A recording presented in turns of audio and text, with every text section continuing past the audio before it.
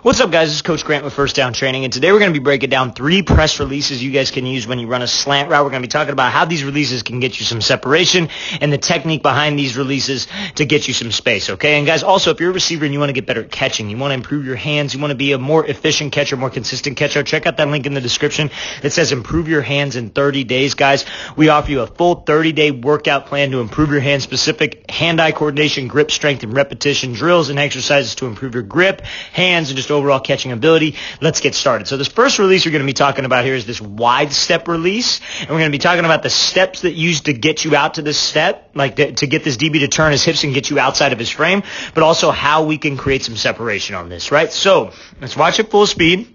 So this wide step steps outside of him here, and then he's able to take these 3 hard steps and runs this slant, right? Or really, it's kind of like 4 steps. It's 1, 2, 3, 4. That's how you want to think of it.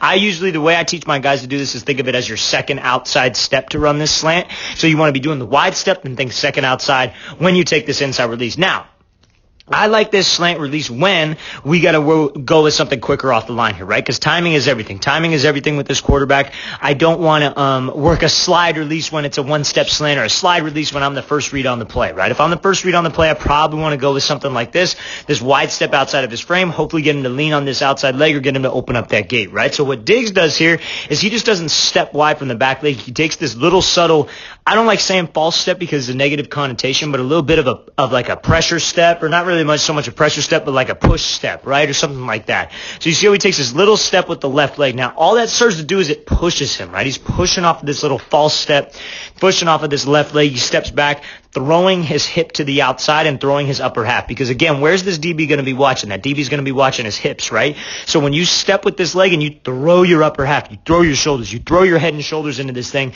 that's just more than likely to get him on this outside leg or get him to open up those hips and open up that gate, right? So I come here and I just go one hard jab to the outside. Now, you see again what this does to this DB. Gets him to open up his hips, but also you see the technique that Diggs has here.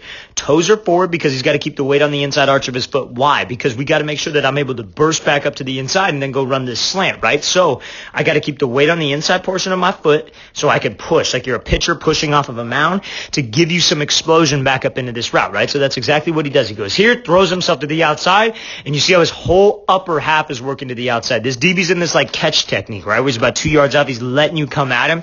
So I got some space to work, and I got some space to really throw myself. I got some time to really throw my upper half into this break to create some separation. And that's exactly what he does here. So he gets him to lean out, and now what does he do? He bursts back up, second outside step. Now it's very important that when we're in this position right here, fellas, that we're selling vertical, right? Because we could get this DB to speed turn, or he could try to open back up. But either way, he's getting on his horse. He's trying to recover. He knows he got beat off the line. He knows that we came up with this explosive move. So I got to be fast. I got him, get him to think vertical to turn with me, and then I break this thing off and I come back over the middle. You can work this wide step release. Like let's say you got to run a bang 8 post. Let's say you got to run a deep post. Let's say you got to run a dig. Whatever it is, you could work this wide step. You could push up vertical and then break this thing off. Just make sure that you're selling fade after the wide step and you're bursting back to the inside. Let's watch it full speed one more time. So he's coming off here, wide step, burst to the inside, 3-yard steps, and run this slant route. Okay, so now we're going to be looking at Diggs again here. We're going to be talking about this diamond release and what it serves to do and some of the key points that you guys can do on this diamond to make sure that you get this DB to turn his hips, right? So you see Diggs is going to go with this like hesitation 1-2 step, right? And it's not like a big move. It's just to really change up the tempo off the line to get this DB to overcommit, right? So he gives us hesitation 1, 2, 3, swat him by, swat his arm, then accelerate over the middle and keep that separation. So let's talk about this. So you see how he comes off here and gives this hesitation, right? What you guys don't see because we're only seeing one clip, and this is what a lot of people don't see on TV as well, is that this release is set up by so many different things. How many times have you seen Diggs? If you just look up his highlights, you just look up his routes, some of the videos that I've done on him, he'll work this hesitation 1-2, and then he'll just burst up and run a fade, and he's a fast guy, right? So again, speed definitely helps, but technique is more important, right? So I wouldn't say more important. I just think that at a certain point it's more important because everybody's fast. Especially at this level, everybody's fast. So he works this little hesitation move to kind of change the tempo here, right? And then he's here. Shoots his hips, shoots his shoulders, and gets it. And he shoots the 3 hard steps to the outside fast, right? That's the key. You want to be fast with these legs. You want to be fast driving off this line of scrimmage. You want to be able to go from 0 on that hesitation move to 100 on this diamond release, right? And so what this diamond is for you guys that don't know, it's 3 steps to the outside. So we're going here. It's going to be right, left, right, breaking off off the right leg. Hopefully his DB turned his shoulders, and then I cut right back underneath. So we hesitate, and then we go 1, 2, 3, and now you see he's swatting that point of control, right? Swatting that elbow by, because if we get him to open up his hips and we hit that arm, his hips are going to lock out. But now what's he going to do? Kind of the same thing we were talking about last time. He's going to speed turn out of there. So we got to make sure that when we're in this position, we get this DB to turn his hips, we swat him by, we get some separation, and we cut back underneath here.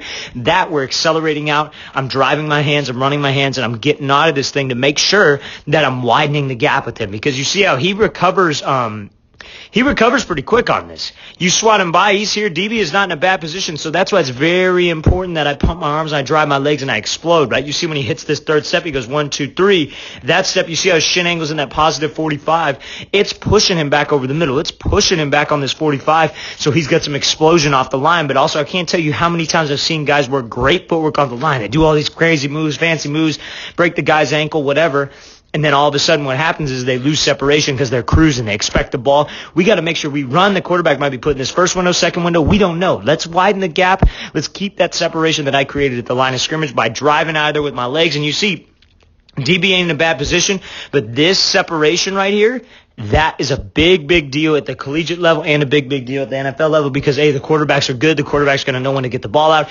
And the DBs are just straight up talented. The DBs are very, very talented. So anytime we could take something like this and get even just a yard of separation, I'm going to take that. Let's watch this thing full speed, because if we don't have this in our toolbox, especially you guys who want to go play in college, because I know most of you are high school younger, especially you guys that want to play at a higher level, you got to be able to get separation. You can't just run the route, right? Here we go. Let's watch this thing full speed. So hesitate, 1, 2, 3.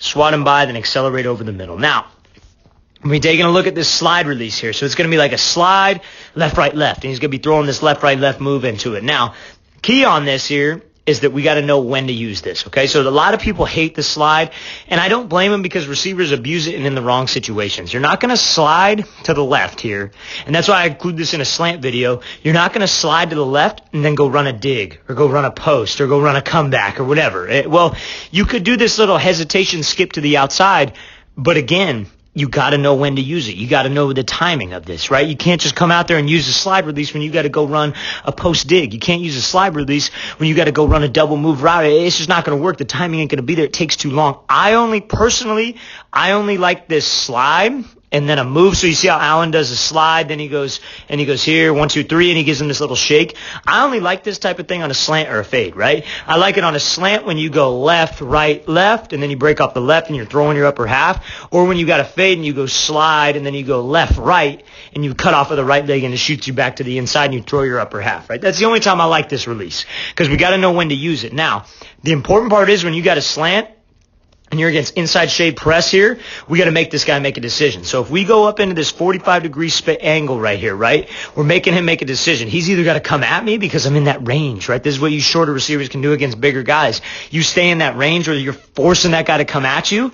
That's where it gets real fun, because if he comes at me and he tries to jam with 2 arms and he's trying to get hands, you could swat those hands, have a plan, and then just go. Right? And then now what he does here and what he makes his DB do, this DB stays disciplined and he watches those hips, right? He stays disciplined, shuffles with them, so now I can work my release. I can go left, right, left, and I shake my upper half. You see how Allen does that with his upper half, and he really throws his head and shoulders. That gets that DB to open up that gate, and now I'm here. Now, especially on a slide release, fellas, when we break off of that outside leg, you see positive shin angle right here, 45-degree angle, and then he's able to then he's able to drive off of that inside arch of his foot, right? That's the main goal here that we're trying to get to. We're trying to get him to be able to break here, push off that inside arch of his foot, rip those arms through. You see how he's in a 45-degree angle with his pad level, so he can continue to accelerate out. We freeze him, and then we leave him, and ball's a little bit behind him. That's a great job making a play. It's another release you can use on a slant route. Let's watch it again full speed here real quick. So he comes off, 1, 2, 3, accelerate back over the middle. Okay, I hope this gave you guys some values, guys. I really appreciate it. I really thank you for watching. And if you guys have any questions at all, please leave those in the comments. Again, if you want to get better at catching, you want to be a more consistent receiver with your hands, check out that link in the description that says improve your hands in 30 days. Hope to get you guys on that soon. I'll see you guys next time.